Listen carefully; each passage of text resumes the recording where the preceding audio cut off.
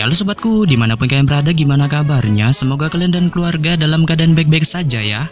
Kali ini kita akan membahas Donghua Throne of Cell episode 41 yang tayang hari Kamis ini. Perlu diingat, ini hanya sekedar bocoran spoiler yang episodenya rilis tanggal 9 Februari 2023. Jadi, jika narasi dan video berbeda, mohon dimaklumi ya. Untuk kalian yang penasaran tentang cerita Throne of Cell episode 41 ini yang tayang 1 minggu sekali, oke, langsung aja kita ke ceritanya, gas. Pada ending episode 40 sebelumnya, kita diperlihatkan Chair yang menemui Hao Chen setelah baku hantam brutalnya melawan si Masian di kompetisi seleksi pemburu iblis. Yang mana setelah Chair menemui Hao Chen memberitahunya tentang kompetisi seleksi pemburu iblis yang sudah memasuki tahap akhir, yang hal itu didasari atas ke-15 pesaing yang sudah dipastikan lolos ke babak 16 besar. Salah satunya adalah Yang Wenjiao yang sudah dipastikan menempati posisi pertama di kompetisi ini tanpa mengalami sebiji pun kekalahan. Akan tetapi, babak 16 besar masih menyisakan satu slot terakhir yang harus diperebutkan dengan pertarungan penentuan antara Hao Chen melawan Yuan Yuan yang memiliki poin yang sama. Yang hal ini membuat Hao Chen berjanji kepada Chair bahwa ia akan mengunci slot terakhir di babak 16 besar itu. Dan sebelum pertarungan penentuan itu berlangsung, Yehua sedikit merosting tentang kekuatan yang dimiliki Yuan Yuan yang menurutnya kekuatan Hao Chen masih di bawahnya dalam kelebihan aspek serangan, sedangkan dalam aspek pertahanan Hao Chen masih diunggulkan. Tetapi pada saat yang sama, Yehua juga merasa janggal dengan wanita tomboy dari kuil prajurit ini yang tidak pernah menggunakan sebiji pun senjata di pertarungannya saat ia menerka-nerka. Hal itu kemungkinan strategi rahasia yang disimpannya. Yang hal ini membuatnya merasa pertarungan penentuan slot terakhir ini kemungkinan tidak mudah untuk didapatkan Hao Chen. Rapat ke-6 pemimpin kuil pun diadakan dengan membahas tentang benteng tenggara yang dijaga kuil prajurit saat ini telah porak-poranda serta mengalami rugi bandar setelah diserbu para ras iblis yang pada dasarnya menurut pengakuan dari mata-mata yang ditugaskan Anqian, para ras iblis bertekad memusnahkan salah satu ke-6 lintasan utama itu yang merupakan garis pertahanan terakhir manusia. Sehingga pada saat yang sama, Han Qian pun memerintahkan ke-5 pemimpin kuil untuk tidak membiarkan para ras iblis menghancurkan satupun dari ke-6 lintasan utama itu. Sementara itu, Han Yu meninggalkan sepucuk surat yang ditulisnya untuk Abah Han Qian dengan merasa dirinya tidak sanggup lagi untuk mengikuti kemampuan kakeknya itu menjadi kesatria pendamping. Yang hal ini membuatnya memilih jalan ninja lain untuk melawan para iblis saat ia pada akhirnya memutuskan untuk pergi ke perbatasan dan memulai menjadi prajurit kelas bawah dengan tujuan membalaskan dendam ortunya. Sehingga pada saat yang sama, di perjalanan kaburnya yang diiringi rintik hujan, Han Yu tiba-tiba melihat para prajurit berkuda meneriakkan bahwa ras iblis menyerang perbatasan. Yang hal ini pun membuat tekadnya semakin kuat untuk menuju ke wilayah itu. Nah, ini dia bocoran spoilernya. Setelah kita diperlihatkan Han Yu yang bertekad OTW menuju wilayah perbatasan untuk baku hantam menghadapi para ras iblis dengan tujuan membalaskan dendam ortunya. Kini kita akan beralih ke tempat Hao Chen berada, yang mana di pagi hari yang sangat cerah di hari ke-8. Pertarungan penentuan babak 16 besar antara Hao Chen dan Yuan Yuan pun pada akhirnya dimulai. Sehingga pada saat yang sama, setelah Hao Chen serta Yuan Yuan memasuki arena baku hantam, pengawas pertandingan tanpa basa-basi segera memulai pertandingan penentuan ini untuk melaju ke babak 16 besar.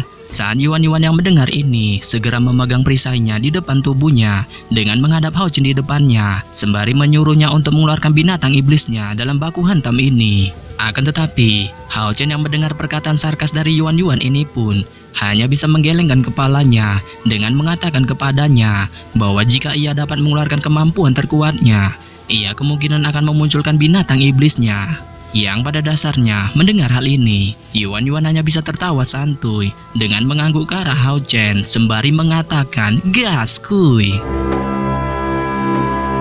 Beberapa saat setelah kata gas kuy terucap dari mulut Yuan Yuan, Yuan Yuan segera meraung keras dengan tanpa basa-basi berlari ke arah Hao Chen dalam waktu singkat.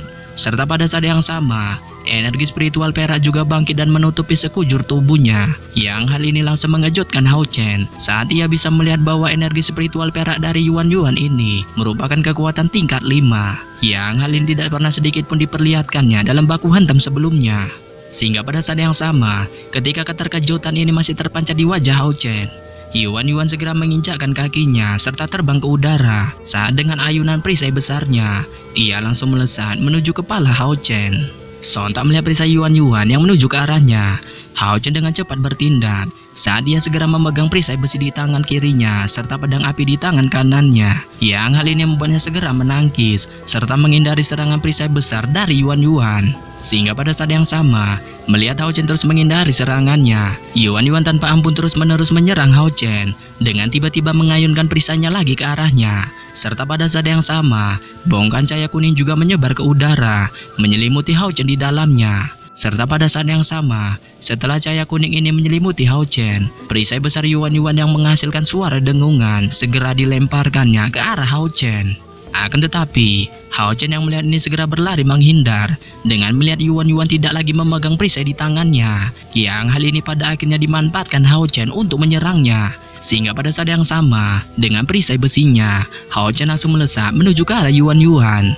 Tetapi pada saat yang sama, ketika Hao Chen baru saja akan melancarkan serangannya, perisai besar Yuan Yuan secara mengejutkan kembali ke tangannya. Saat Yuan Yuan segera mengeluarkan teriakan ganasnya, diikuti dengan cahaya perak yang melintas di sekitarnya. Saat ia tanpa basa-basi melesat maju dengan serangan badasnya ke arah Hao Chen. Yang hal ini lagi-lagi mengejutkan Hao Chen saat ia segera menahan serangan Yuan Yuan dengan perisainya.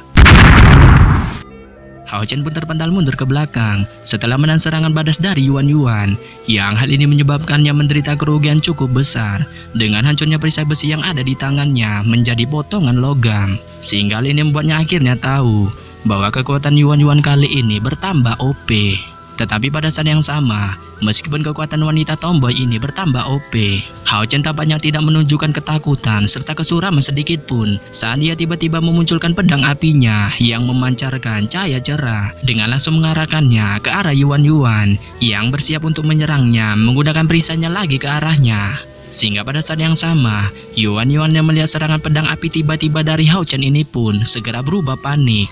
Akan tetapi karena kekuatan perisai besar yang dimilikinya, ia berhasil mengempaskan serangan pedang api dari Hao Chen. Yang hal ini membuatnya terdorong mundur selangkah. Tetapi pada saat yang sama, walaupun Yuan Yuan hanya menderita kerugian kecil dari serangannya, itu tampaknya memberi Hao Chen kesempatan untuk melakukan serangan balik saat dengan mengangkat tangan kirinya.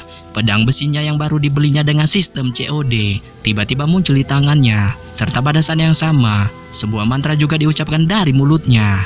Yang pada dasarnya, setelah mantra itu selesai diucapkan dari mulut Hao Chen, sayap cahaya emas segera muncul di punggungnya, memberinya penampilan layaknya seperti malaikat. Yang hal ini membuat seluruh tubuhnya segera tertutupi oleh cahaya emas ini. Serta pada saat yang sama, ia pun segera menggabungkan cahaya emas ini dengan pedang api serta pedang besi yang saat ini ada di tangannya. Saat ia tanpa basa-basi segera melesatkan kedua pedang ini yang segera mengeluarkan 10 cahaya yang badas ke arah Yuan Yuan. Sontak melihat serangan badas dari Hao Chen, Yuan Yuan segera terkejut terheran-heran dengan tidak menyangka atas perubahan formasi serangan yang ditujukan Hao Chen. Saat ia tanpa basa-basi segera mundur selangkah serta menggunakan perisai besarnya untuk melindunginya dari serangan badas Hao Chen. Akan tetapi, melihat serangannya masih bisa ditahan Yuan Yuan, Hao Chen terus menekan serta memperkuat kekuatan serangannya ke arah Yuan Yuan. Yang hal ini segera membuat Yuan Yuan berubah panik saat ia merasa perisai besarnya ini memiliki kelemahan untuk menahan serangan jarak dekat musuh seperti yang dilakukan Hao Chen sekarang. Yang hal ini membuat ritme pertahanan perisai besarnya sedikit berkurang.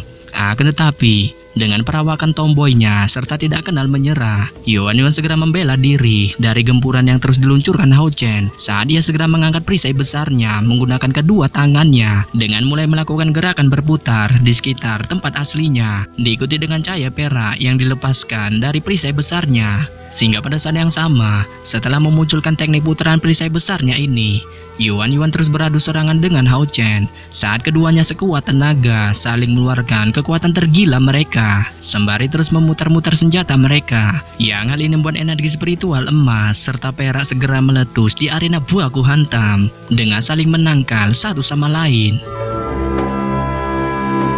Dan pada saat ini, Hao Chen yang berada di bawah pengaruh putaran perisai besar Yuan Yuan ini pun kemudian segera mencari solusi untuk menjinakkan serangan dari wanita tomboy ini dengan segera meningkatkan serangannya yang ditujukan ke arah Yuan Yuan. Tetapi pada saat yang sama, Yuan Yuan tampaknya menentang serangan dari Hao Chen. Saat di bawah tekanan yang terus diluncurkan Hao Chen, perisai besarnya tampaknya tidak mengalami kerusakan sedikit pun. Akan tetapi di bawah tekanan ini, kedua kakinya yang kali ini tampak seperti gasing, terus berputar semakin dalam di tanah, yang hal ini menyebabkannya tiba-tiba mengeluarkan teriakan keras saat tangannya terus-menerus berputar, membentuk sinar cahaya perak yang tiba-tiba meledak ke arah Hao Chen. Akan tetapi Hao Chen yang melihat ini tidak lengah sedikit pun. Saat dengan sayap cahaya emas yang ada di punggungnya, ia segera menutupi sekujur tubuhnya, yang hal itu menyebabkannya terhindar dari ledakan cahaya perak dari Yuan Yuan. Dengan tubuhnya segera mundur beberapa langkah. Beberapa saat setelah ledakan cahaya perak itu, Yuan Yuan segera melompat keluar dari lubang yang ia buat di tanah sebelumnya. Dengan kondisinya yang kali ini tidak baik-baik saja. Saat wajahnya kali ini tampak sangat pucat serta napasnya terengah-engah, berbanding terbalik dengan Hao Chen yang sedikit menderita luka. Sehingga pada saat yang sama, setelah memandangi kondisi tubuh Hao Chen yang sedikit lebih menguntungkan darinya sembari terengah-engah, kemarahan segera melonjak di wajah Yuan Yuan dengan tiba-tiba membalikkan tangan kirinya serta mengeluarkan sebuah permata besar yang dipenuhi dengan energi spesial spiritual. Saat ia tanpa ragu sedikit pun segera memasukkan permata besar itu ke dalam rongga perisai besarnya. Sehingga pada saat yang sama, setelah permata berhasil dimasukkan ke dalam rongga perisai besarnya, aura perkasa, mengerikan, serta badas keluar dari perisai besar Yuan Yuan saat itu segera menyebar ke arena baku hantam.